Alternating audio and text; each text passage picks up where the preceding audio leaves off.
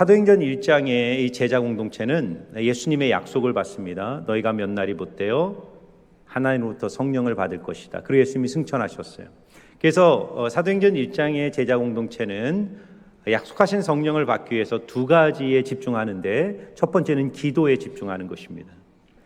온 제자들과 예수의 아우들과 여자들이 다락방에 모여 10일 동안 하나님의 성령을 받기 위해, 하늘 능력을 힘입기 위해 전심으로 기도했습니다.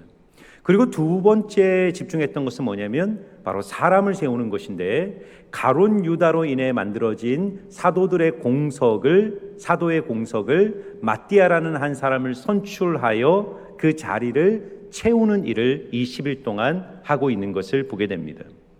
우리는 이것을 통해 이 땅의 교회가 성령의 충만함을 입고 하나님의 사명을 감당하기 위해서 집중해야 될 두 가지 사역을 보게 돼요. 첫 번째는 기도하는 것입니다. 교회가 모일 때마다, 목장이 모일 때마다 기도하셔야 돼요. 하나님, 우리 예배 위에, 우리 공동체 위에, 우리 목장 위에 성령을 부어주시고 우리를 충만케 하셔서 하나님 나라의 사명을 감당하는 공동체에게 달라고 기도하셔야 돼요. 그리고 두 번째는 뭐냐면 사람을 세우는 일을 하셔야 됩니다. 여러분, 우리가 사도행전을 보면서 사도행전의 별명을 성령행전이라고 했어요. 그러니까 동전의 양면처럼 사도행전이지만 성령행전, 이게 무슨 뜻이십니까? 성령이 없는 사도들의 열심이란 의미가 없다는 거예요. 사도들이 열심을 내고 일하지만, 사도들의 탁월함이 보이는 것 같지만 사실은 그 안에서 역사하시는 성령의 능력이 있기에 사도들을 통해 하나님의 역사가 이루어진다는 것입니다. 그러나 반면에 다른 측면으로 보면 성령께서는 반드시 성령이 일하시지만 반드시 사람을 통해 일하신다는 거예요. 그래서 교회가 해야 될 가장 중요한 사역은 뭐냐면 사람을 세우는 거예요. 성령의 충만한, 성령의 붙들림 받은 한 사람 한 사람을 통해 하나님의 나라는 이루어지는 거예요. 우리가 목장교회로 전환해서 목장해야 될 가장 중요한 두 가지 일이 하나님의 은혜를 구하는, 하나님 능력을 구하는 기도고, 또 하나는 사람을 세우는 것입니다. 영적 리더를 세우는 거예요. 여러분, 목장 모임을 할 때 상징적으로 빈 의자를 놓고 합니다. 빈 의자. 그 빈 의자가 상징하는 것은 뭐냐면, 저는 목장 교회 안에 두 개의 빈 의자가 필요하다 생각해요. 하나는 뭐냐면 VIP를 위한 빈 의자입니다. 목장 모임을 할 때 일부러 빈 의자를 놓고 빈 방석을 놓고 그 우리가 품는 VIP를 위해서 기도하는 거예요. 하나님, VIP를 회심시켜 주시고, 하나님 이 목장 가운데 불러주셔서 이 빈자리를 VIP를 통해 채워지게 해주십시오. 이게 목장과 교회의 존재 목적이에요. 그리고 또 하나의 빈 의자가 있어요. 그것은 뭐냐면 예비 목자죠. 영적 리더를 위한 빈자리입니다. 목장은 반드시 새로운 사람이 들어오고 영적 재산생활을 통해 생명이 탄생하면 부흥하고 숫자가 늘어날 수밖에 없어요. 그럼 어떻게 해야 됩니까? 반드시 분가해야 되는 거예요. 분가를 할 때 그 분가에 있어서 가장 중요한 것이 새로운 소그룹, 새로운 목장을 끌고 갈 영적 리더가 준비되어 있느냐는 겁니다. 그래서 목장은 새로운 영혼을 위해서도 기도해야 되지만 새로운 영적 리더들이 세워지기 위해서 최선을 다해 리더를 세우는 일에 집중해야 하는 것입니다. 여러분, 우리 교회의 비전이 뭐죠? 예수님의 제자가 되고 예수님의 제자로 살고 예수님의 제자를 세우는 거예요. 이게 그리스도인의 삶의 흐름이에요. 예수를 믿고 우리는 예수님의 제자로서의 정체성을 분명히 가져야 돼요. 그리고 소그룹과 목장 안에서 예수의 제자로 사는 법을 배워야 됩니다. 서로를 섬기고 사랑하고 품어주고 용서하면서 예수님의 제자의 삶을 공동체 안에서 경험하는 것입니다. 그리고 그 과정이 쌓이면서 한 사람 한 사람이 예수의 제자로 세우는 거예요. 영적 리더, 사람을 세우는 제자가 되기 시작하는 것입니다. 그래서 여러분, 교회는 건물을 세우는 조직이 아니에요. 교회는 프로그램이나 조직이나 프로그램을 만드는 공동체가 아니라 사람에게 집중한, 사람을 세우는 거예요. 사람이 세워질 때 하나님의 나라는 확장되고 하나님의 뜻은 이 땅 가운데 이루어지는 것이죠. 오늘 말씀을 통해 우리는 어떻게 하나님의 사람을 세울 수 있을지를 함께 나눕니다. 여러분, 구원에는요 두 가지 측면이 있는데, 영어로 from 구원, to 구원이 있어요. from 어디로부터 구원입니다.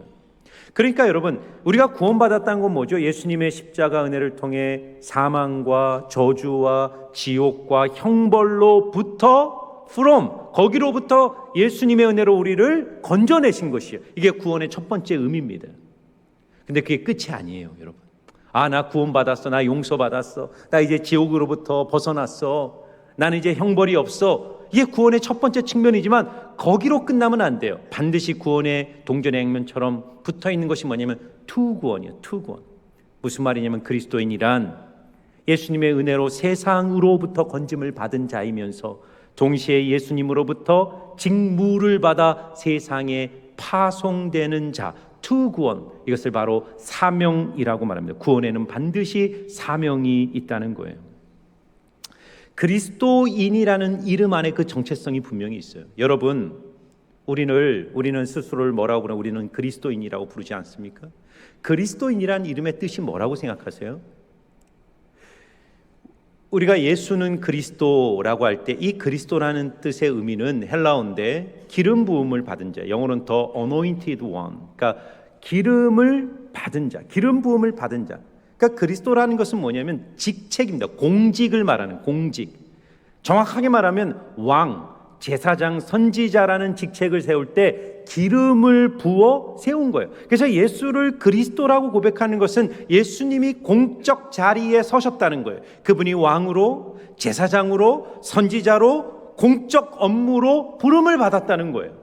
그래서 여러분, 예수님이 사적 생애인 나사렛에서의 30년의 생애를 끝내시고 요단강에서 세례 요한으로부터 세례를 받을 때 성령이 기름 붓듯이 임하지 않습니까?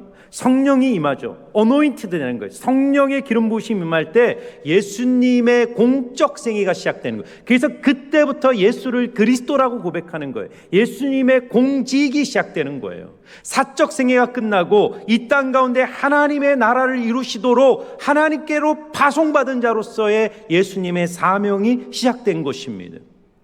그 예수를 믿는 자들을 그리스도인이라고 부르는 거예요.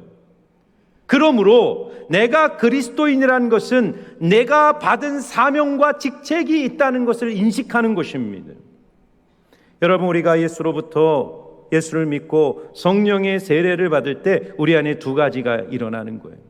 하나는 우리가 예수를 믿음으로 말미암아 하나님의 자녀가 되는 것이고, 또 하나는 우리가 세상으로 보냄을 받은 공적 존재로 하나님 앞에 부름을 받게 됐다는 거예요. 여러분, 직무유기죄라는 게 있지 않습니까? 직무유기죄는 공직자의 직무수행 거부, 공직자가 자기가 맡은 직무에 대한 책임을 소홀히 하고 그 직무를 수행하지 않을 때 직무유기죄가 되는 거예요. 우리 그리스도인들이 잘못하면 직무유기죄를 질 수 있어요. 우리는 하늘의 공직자이고 천국의 공무원들이에요. 그런데 많은 그리스도인들이 때로 저를 포함해서 이 직무유기죄를 할 때가 있어요. 주일날에는 항상 이렇게 열심히 하나님 나라의 공직자로서 열심히 교회도 나오는데 월요일부터 잠적해버리는 거예요. 하나님의 사명을 갖고 세상 속에 들어가 하나님의 공적 업무를 신실하게 감당해야 되는데 그 모든 것들을 내팽개치고 그냥 개인 라이프를 살면서 그렇게 살다가 주일만 와서 하나님을 바라보는 그런 신앙생활을 우리는 뛰어넘어야 돼요. 많은 분들이 예수 믿고 나 개인이 복받고 죄 용서받고 구원받고 형통하다가 죽은 후에 천국 가는 것이 신앙의 전부라고 생각한다면 그것은 직무유기죄일지도 몰라요. 오늘 보세요. 초대교회가 성령이 왜 임합니까? 성령이 임하시면 너에게 권능을 받고 예루살렘의 땅끝까지로 내 증인이 하나님의 사명 때문에 성령이 오시는 거예요. 그런데 그 성령을 받기 위해 10일 동안 열심히 기도할 때 이 초대교회가 제일 먼저 하는 일이 뭐냐면 가룟 유다의 공석, 빈자리를 채우는데 지금 베드로는 이 직무유기의 샘플로 반면교사로 가룟 유다를 우리에게 제시하고 있는 것입니다. 여러분, 가룟 유다는 원래 어떤 사람이었습니까? 예수님의 12제자예요. 원래 예수님의 직무를 가진 사람이었어요. 더구나 가룟 유다는 제자 공동체 안에서 돈깨를 맡았던 회계 담당자였어요. 그러니까 그렇죠. 회계, 돈을, 재정을 맡았다는 것은 뭐냐면 제자 공동체 안에서도 가룟 유다는 인정과 영향력이 있었던 사람이에요. 교회에서도 재정을 맡기는 분들은 신뢰받는 분들을 맡겨요. 아무한테나 재정을 맡깁니까? 그러니까 가룟 유다는 예수님의 제자로서 부름을 받았고 그 귀한 직무를 받았고 거기에다가 재정을 맡은 인정받는 예수의 제자였단 말이에요. 그런데 가룟 유다의 삶이 어떻게 됩니까? 18절 19절 한번 볼까요? 같이 한번 읽겠습니다. 시작. 이 사람이 불의의 삭수로 밭을 사고 후에 몸이 곤두박질하여 배가 터져 창자가 다 흘러나온지라. 이 일이 예루살렘에 사는 모든 사람에게 알리어져 그들의 말로는 그 밭을 아겔다마라 하니 이는 피밭이라는 뜻이라. 아멘. 가룟 유다의 결론은 뭐죠? 피밭으로 끝나요. 아겔다마 피밭.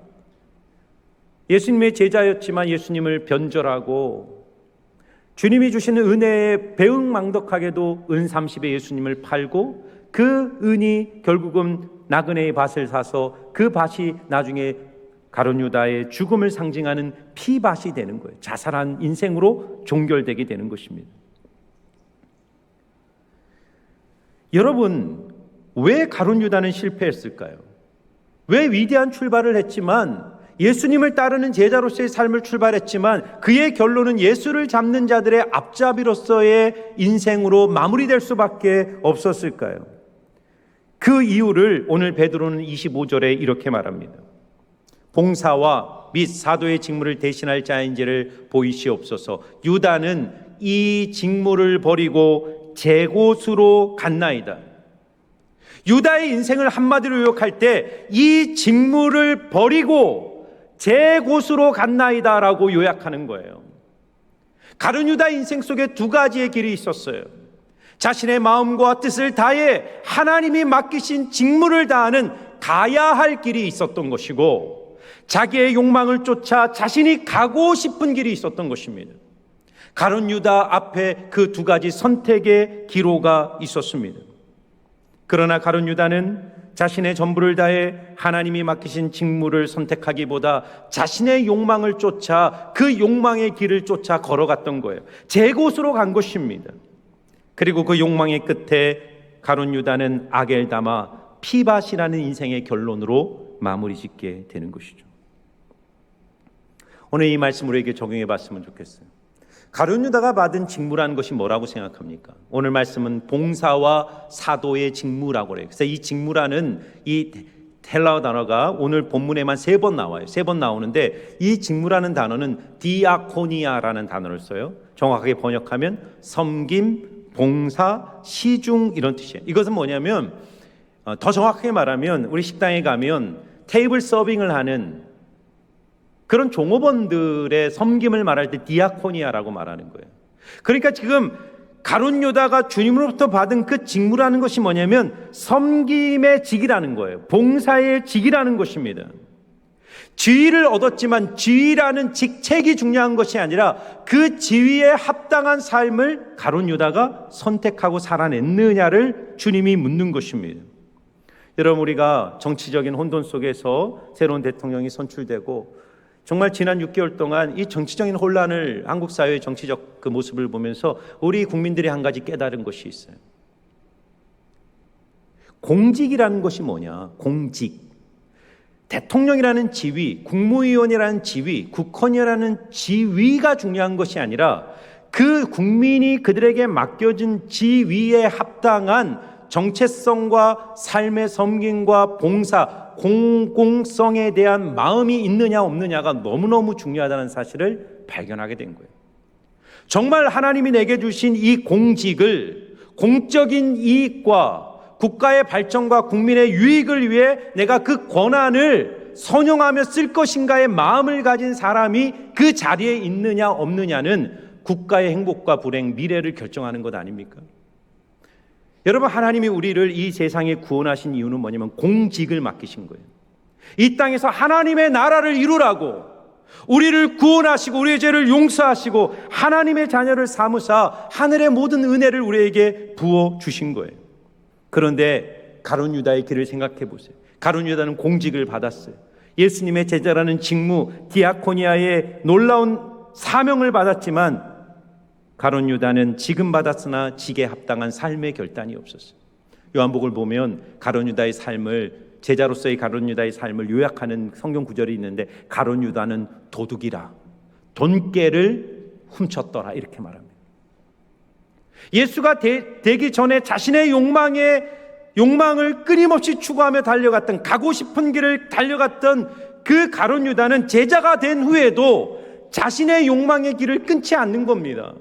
하나님의 사명을 이루기 위해 자기의 욕망을 바꾸지 않고 여전히 욕망을 쫓아 그 길을 끝까지 걸어가다가 피밧이라는 아겔다마의 결론으로 떨어지게 된 거예요.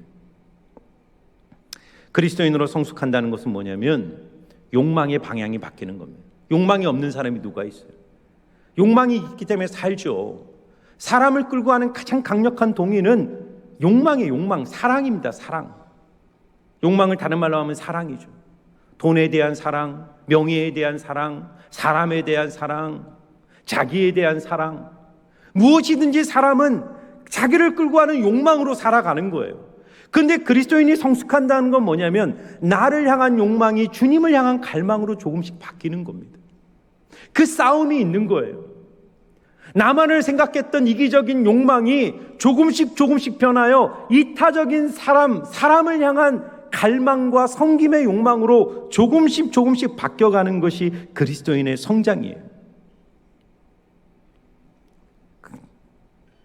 참된 행복은 뭘까요? 세상은 자기의 욕망을 어떻게든 수단과 방법을 가리지 않고 성취하는 것이 행복과 성공이라고 말하지만 우리가 예수를 믿고 깨닫게 되는 것은 뭐냐면 내 욕망을 이루는 것이 행복과 성공의 길이 아니라 주님의 사명을 이루는 삶, 주님의 사명을 위해서 내 삶을 주님께 드릴 때 인생의 진짜 성공과 행복이 있다는 사실을 발견하게 됩니다. 이 말씀을 들을 때 사실은 우리 모두 안에 가룟 유다의 욕망이 있어요. 제 안에 있습니다. 저도 제 인생에 두 가지 길이 있어요. 목회자로서 주님이 가라 하시는 사명의 길이 있고 내가 가고 싶은 내 욕망의 길이 있어요. 그 안에서 끊임없이 갈등하고 넘어지고 좌절하는 것이 그리스도인의 모습이에요. 그러나 여러분, 혹시 여러분들이 가룟 유다처럼 예수를 믿고 예수님의 제자로 부름을 받았지만 여전히 욕망의 길을 걷고 있다면 그것 때문에 너무 좌절하지 마세요. 제가 이전에 말씀드렸지만 가룟 유다와 베드로의 차이는 무엇입니까? 베드로가 가룟 유다보다 더 훌륭했기 때문이 아니에요. 인간은 누구나 자기의 욕망 앞에 무너질 수밖에 없는 존재입니다.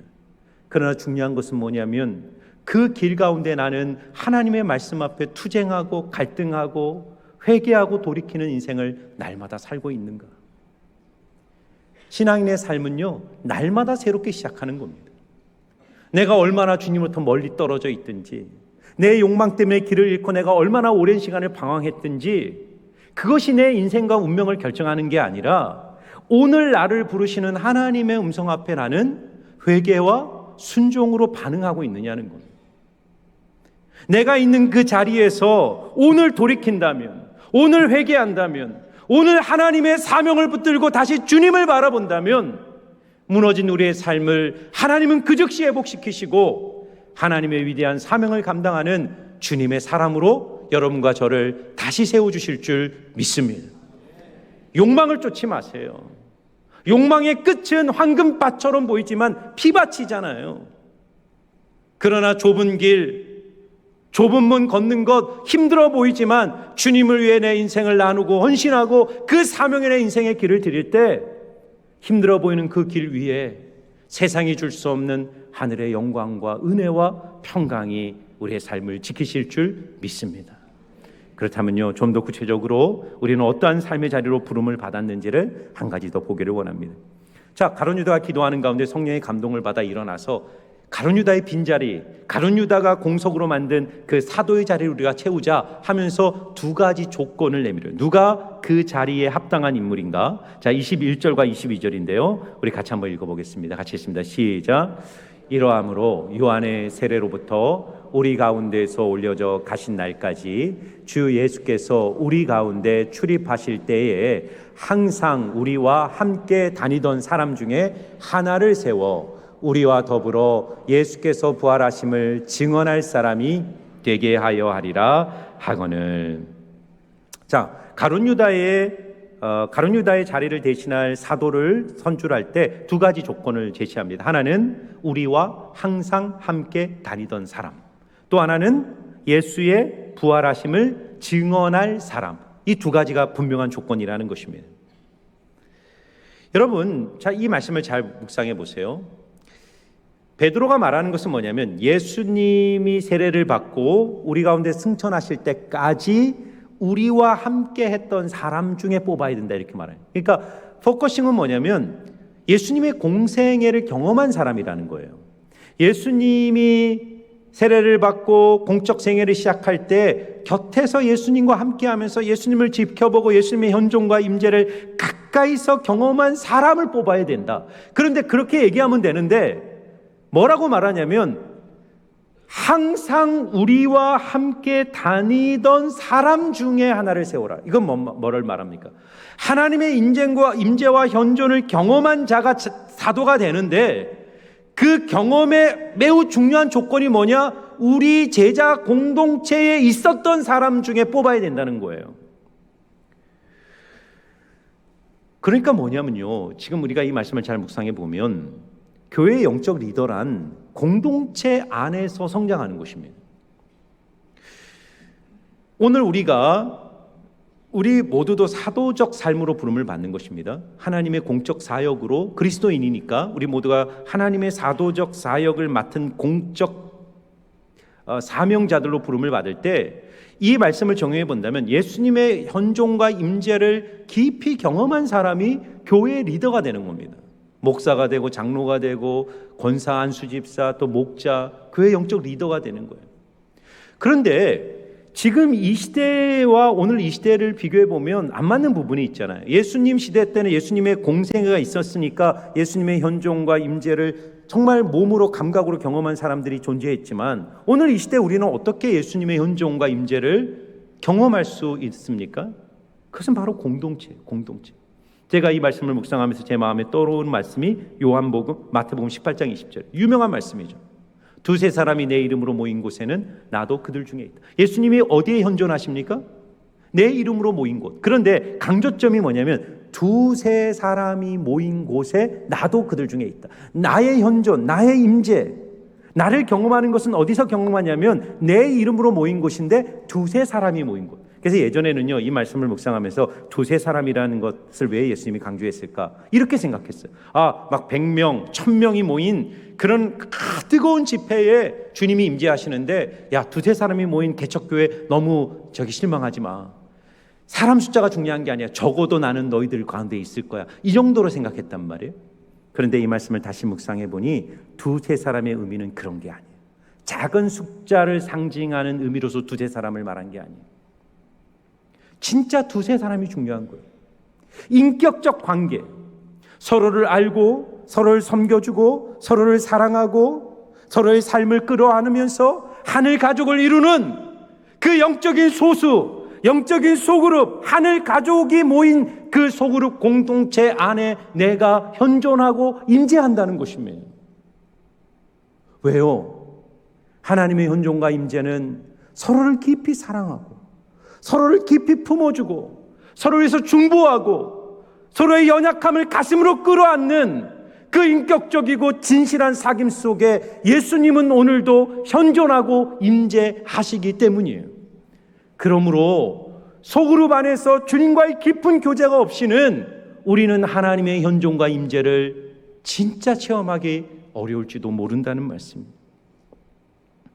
여러분, 이 말씀이 어떻게 연결해요? 자, 사도의 직무의 조건이 뭐냐? 우리 중에 있는 사람, 첫 번째. 두 번째는 뭐냐면 예수께서 부활하심을 증언할 사람이라는 거. 이 두 가지가 동전의 양면처럼 맞물려 있는 겁니다. 그러니까 사도란 뭐냐면 하나님께 파송을 받아 이 세상 속에 예수님이 부활하셨습니다. 예수님이 왕이 되셨습니다. 예수님이 이 세상을 통치하십니다. 이거를 선포하는 자들이 사도이고 교회이고 오늘 우리 그리스도인의 사명이란 말이에요. 그런데 세상이 언제 예수가 부활하셨다는 사실을 듣기 시작합니까? 이게 중요하죠. 여러분, 세상에 나가 예수 부활하셨습니다 말하면 세상이 예수 부활의 귀를 기울입니까? 예수 부활이란 사망과 죄와 절망을 이기시고 이 땅에 궁극적 승리를 해서 완전히 새로운 삶의 승리가 이 땅에 주어졌다는 새로운 삶의 실제를 전하는 것이잖아요. 이론이나 논리가 아니에요. 누가 예수 부활의 현존과 능력을 보기 시작합니까? 저는 또 하나의 말씀이 생각이 났어요. 요한복음 13장 34절과 35절 같이 한번 읽어보겠습니다. 같이 읽습니다. 시작. 새 계명을 너희에게 주노니 서로 사랑하라. 내가 너희를 사랑한 것 같이 너희도 서로 사랑하라. 너희가 서로 사랑하면 이로써 모든 사람이 너희가 내 제자인 줄 알리라. 아멘. 세상에 언제 저 사람들이 정말 하나님부터 온 사람들이야, 저 사람들은 정말 예수의 부활과 현존과 임재를 경험하고 있는 사람들이야 라고 세상이 알기 시작한다고 말합니까? 예수님이 나를 사랑하신 것처럼 우리가 서로를 사랑할 때 세상이 기독교의 메시지를 주목하는 겁니다. 여러분, 왜 목장이 VIP를 품어야 되는지 아세요? 목장이 정말 서로를 사랑할 때, 목장이 진실하게 교제할 때, 목장이 진실하게 서로를 품어줄 때 세상은 교회를 주목하는 겁니다. 왠지 아세요? 세상은 다 자기 욕망의 노예로 살아갑니다. 인간이 절대로 극복하지 못하는 한 가지가 뭐냐면 욕망의 사슬입니다. 사람은 무엇인가를 사랑하면서 살아가요. 그걸 끊지 못합니다. 인간은 뼛속 깊이 이기적이에요. 자기만 위해서 산단 말이에요. 그런데 한 사람의 인생 속에 예수의 부활의 현존이 어떻게 증명이 되냐면 그렇게 이기적이었던 어떤 사람이 사람을 섬기기 시작하는 거예요. 주변을 돌아보기 시작하고 자기 물질을 나누고 시간을 나누고 자기에게 상처 주는 사람을 용서하고 그 연약한 사람의 발을 씻기는 모습을 볼 때 세상은 고민하기 시작해요. 뭐지? 왜 저런 삶을 사는 거지? 저 사람이 저렇게 삶을 선택할 수 있는 근거와 이유는 뭐지? 세상은 그때 예수의 부활의 실제를 조금씩 감지하기 시작하는 것입니다. 사랑하는 성도 여러분, 목장 공동체의 힘이 여기에 있어요. 가정교회를 하는 교회마다 회심한 사람들의 공통점은 설교를 듣고 회심한 게 아니에요. 성경 공부에서 회심한 게 아닙니다. 목장이라는 공동체에 와서 예수를 주로 고백하는 사람들이 살아가는 모습을 가까이 보는 거예요. 그렇게 피곤하고 힘든데 자기의 집을 오픈하고 목원들을 섬기는 목자의 헌신을 보아요. 튕겨나가고 상처 주는 자기의 말을 끝까지 용서하고 품어주고 자기를 끌어안는 그 누군가의 그리스도인들의 삶을 보면서 마음의 균열이 생기는 거예요. 뭔가 있구나. 예수라는 존재가 정말 부활했구나. 그러면서 기독교의 진리가 들려지기 시작하는 것입니다. 여러분, 우리 교회가 목장교회를 전환해서 가정에서 모이라고 하는 이유가 있습니다. 예수님이 이 땅에 오신 목적이 뭐죠? 인자에 온 것은 섬김을 받으려 함이 아니라 섬기려 하고 자기 목숨을 많은 사람의 대속물로 내어주셨다. 그게 예수의 삶의 본질을 섬김으로 요약하는 겁니다. 예수를 믿는다는 것은 예수의 제자가 되는 것이고 예수를 따라가는 삶인데, 예수를 따르는 삶의 본질은 뭐냐면 섬김입니다. 종교 행위가 아니에요. 종교 행위를 통해 하나님의 은혜가 부어졌을 때, 섬김이라는 삶의 장에서 실천과 순종이 있을 때 예수님을 닮아가는 것입니다. 올해까지는 목자들이 집을 헌신하고 또 자기의 시간과 물질을 들여서 많이 여러분들을 섬겨주지만, 목원들이 그걸 당연하게 여기면 안 됩니다. 나는 죽을 때까지 목원으로 섬김만 받다가 천국 갈 거야. 그러면 안 돼요. 그리스도인이라면 다 섬기는 자로 부름을 받는 것입니다. 가능하면 돌아가면서 집을 오픈하고 돌아가면서 섬기는 기회를 가지셔야 돼요. 그래야지 예수의 마음을 배우게 됩니다. 예수의 마음을 알게 돼요. 한 3개월, 6개월 목자가 헌신했다면 목원들도 자기의 삶을 오픈해서 목원들을 섬기고 다른 사람을 섬기는 삶을 함께 연습해 나가셔야 돼요. 결론으로 여러분에게 오늘 말씀을 드려요. 오늘 우리 앞에 두 가지 길이 있어요. 유다의 길과 마띠아의 길입니다. 유다는 제자로 부름을 받았지만 사명을 버리고 욕망을 쫓아가다가 그 인생의 파멸로 끝이 납니다. 마띠아는 예수님의 제자로 섬김의 이 봉사의 직무를 감당하기에 주님께 반응하며 예수 제자의 길을 선택합니다. 여러분, 오늘 이 메시지를 듣고 잘못된 두 가지 결심을 할 수 있어요. 첫 번째는 도덕주의예요. 나는 절대로 유다처럼 되지 않을 거야. 나는 날마다 내 욕망을 쳐서 복종하고 정말 더 의롭게 되기 위해서 몸부림칠 거야. 또 어떤 분들은 율법주의로 이 말씀을 생각할 거예요. 나도 마띠아처럼 헌신해야지. 나 부족하지만 더 정말 사명 감당하기 위해서 주님께 내 삶을 드려야지. 나의 노력, 나의 의로 이 말씀을 받아들이면 안 됩니다. 실패할 수밖에 없어요. 목사인 저도 이 말씀을 전하면서 이렇게 못 삽니다. 여러분, 진짜 마띠아가 누구냐면 예수님이에요.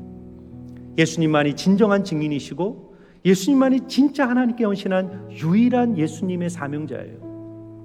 그리고 유다는 바로 여러분과 저입니다. 우리는 예수 믿는다고 하지만 욕망을 쫓아 살 때가 훨씬 많아요. 근데 복음이 뭔지 아세요? 예수님이 유다와 같은 우리의 연약한 모습을 십자가에 짊어지시고 온전한 증인으로 승리하신 그분의 영광과 은혜를 십자가를 통해 우리 가운데 부어주시는 것입니다. 내 힘으로는 할 수 없지만, 내 능력으로는 할 수 없지만 우리가 날마다 나를 위해 죽으시고 부활하신 그 예수님을 붙들 때 우리 안에서 참된 증인으로 역사하시는 그 예수님의 힘을 힘입어 여러분 모두가 이 땅 가운데 하나님의 나라를 이루는 위대한 사명자로 쓰임받을 줄 믿습니다.